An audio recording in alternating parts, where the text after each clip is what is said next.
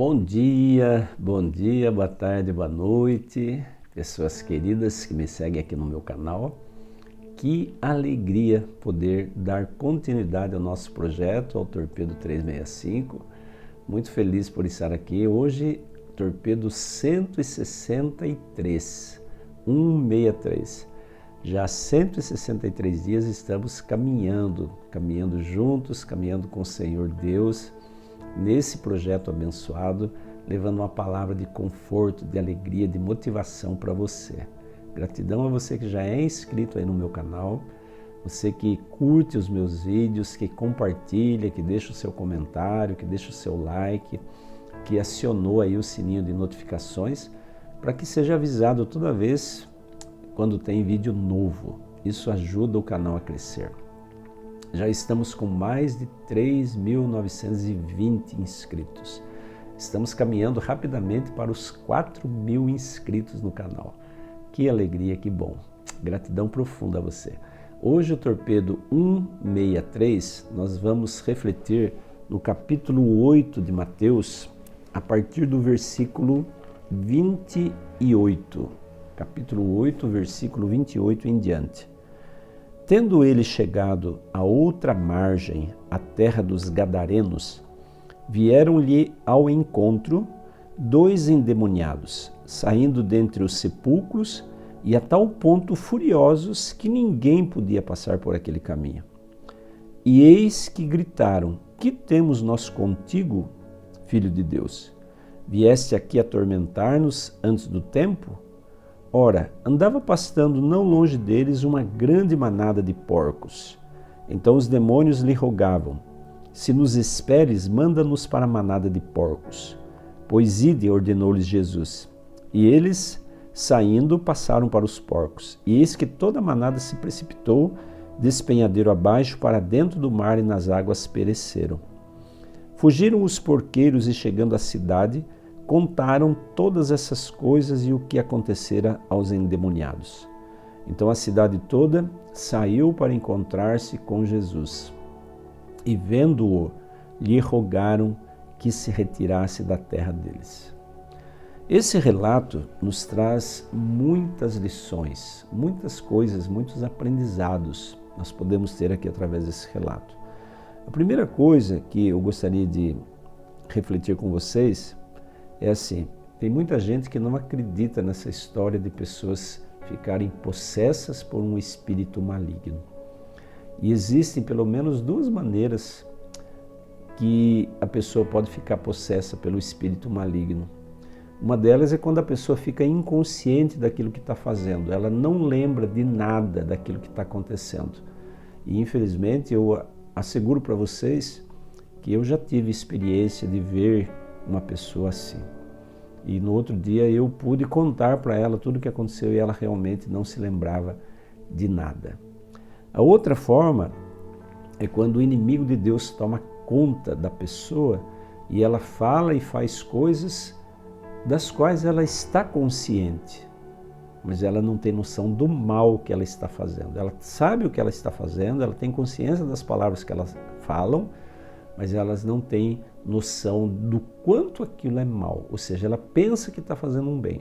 Isso aconteceu com Pedro, quando ele sugeriu a Jesus que fizessem ali 3 tendas no Monte da Transfiguração, uma para ele, uma para Moisés e outra para Elias. E Elias disse: retira-te daqui, Satanás. Ou seja, Pedro estava sendo usado pelo inimigo e ele não estava consciente disso. Ele estava consciente do que ele estava falando, mas ele não achava que ele estava sendo usado pelo inimigo. É uma coisa muito interessante, porque o inimigo ele não entra no corpo de alguns das pessoas, né? Como muitas vezes alguns pensam. Ele toma conta da mente, do pensamento, da sede das emoções, da sede dos pensamentos das pessoas. E tomando conta da mente, ele toma conta da vida toda, né? Então, é interessante o relato de que aqueles 2 homens viviam possuídos por um espírito maligno e eles viviam entre os sepulcros, porque é isso que o inimigo de Deus quer fazer com o ser humano, desfigurar no ser humano a imagem do Criador. Deus nos criou a sua imagem e semelhança. E ele quer não só destruir a imagem de Deus na vida do ser humano, mas quer destruir também a semelhança de Deus no caráter do ser humano. Nós fomos criados à imagem do nosso Criador. E quantas vezes o inimigo destrói isso, fazendo com que a maldade, a crueldade, a insensibilidade tome conta da vida e do coração das pessoas. E quanto mais maus, mais cruéis, mais insensíveis a gente se tornar diante das desgraças desse mundo, mais nossa imagem e semelhança de Deus vai sendo apagada da nossa vida. E nesse relato, olha só, os dois moravam entre os sepulcros, como se cemitério fosse um lugar digno para duas pessoas, dois seres humanos viverem. Não é. Cemitério é um lugar de morte. Cemitério é um lugar de podridão. E era lá nesse lugar que aquelas duas pessoas, dois seres humanos moravam, porque eles estavam possuídos de um espírito maligno. Aquele que está possuído do Espírito do Senhor procura lugares saudáveis e aprazíveis para morar. Aqueles que estão possuídos de um espírito maligno vivem nos cemitérios. Era o caso desses dois endemoniados, né? E por simples que seja, não importa se é uma mansão ou é uma choupana, o lugar onde Deus habita é um lugar aprazível, é um lugar saudável.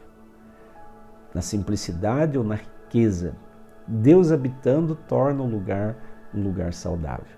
Agora, cemitério não é um lugar saudável para viver, para morar. E quando eles viram Jesus, e os demônios estavam falando ali através da boca daqueles dois homens, a primeira coisa que eles disseram foi: que temos nós contigo, Filho de Deus? Por que eles falaram isso? Porque Jesus é luz e não existe comunhão entre luz e trevas. Onde a luz habita, as trevas fogem. É fácil você entender isso. Se você entra num quarto escuro e você liga o interruptor, você liga a lâmpada desse quarto, a luz entra e as trevas fogem. Ninguém pode entrar num lugar onde existe trevas e luz ao mesmo tempo. Onde tem luz, não existe trevas e vice-versa.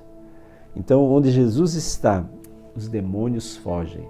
Se Jesus está na sua casa, na sua vida, no seu coração, no seu trabalho, no seu lazer, na sua viagem, onde quer que você se encontre, você pede a Jesus que esteja com você, automaticamente o inimigo de Deus foge de você. Ele não suporta a presença de Jesus na sua vida. Por isso que é importante, gente, a gente manter sempre a comunhão, né? Orar, estudar a palavra, entregar a vida a Deus, convidar Ele para estar conosco. Isso faz com que o inimigo de Deus fuja de perto de nós. E aí Jesus mandou, né, que aqueles demônios fossem enfim, entrassem naqueles porcos, dominassem aqueles porcos todos se precipitaram no despenhadeiro, caíram no mar, todos morreram. E olha que coisa curiosa que aconteceu, né? Toda a cidade saiu para encontrar-se com Jesus. Você lê isso aí? Nossa, que bom, né? Toda a cidade, depois desse milagre, foi se encontrar com Jesus. Mas o versículo termina assim: e vendo-o, lhe rogaram que se retirasse da terra deles. Que coisa triste, como termina de forma triste esse texto.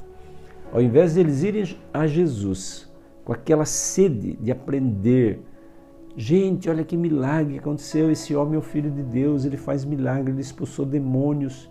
Esses dois homens viviam aprisionados, prisioneiros do mal, vivendo entre os sepulcros, e Jesus veio e libertou-os. Não.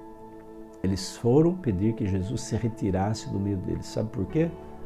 Porque eles estavam muito mais preocupados com o lucro ou com o prejuízo que aquelas mortes dos porcos trouxeram para eles, o prejuízo financeiro, do que com a vida de dois seres humanos que estavam prisioneiros do diabo que morava entre os sepulcros. A preocupação maior deles era o lucro material. Que coisa mais triste. Não acontece isso também hoje em dia? As pessoas não estão muito mais preocupadas com os bens materiais do que com a vida dos seres humanos, que muitas vezes perecem, muitas vezes passam fome, vivem em lugares inadequados.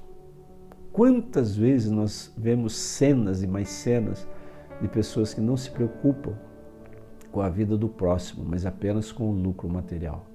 E que coisa triste que aconteceu deles, ao invés de pedir que Jesus permanecesse ali com eles, eles pediram que Jesus se retirasse do meio deles. Jesus, o Senhor está trazendo prejuízo para nós.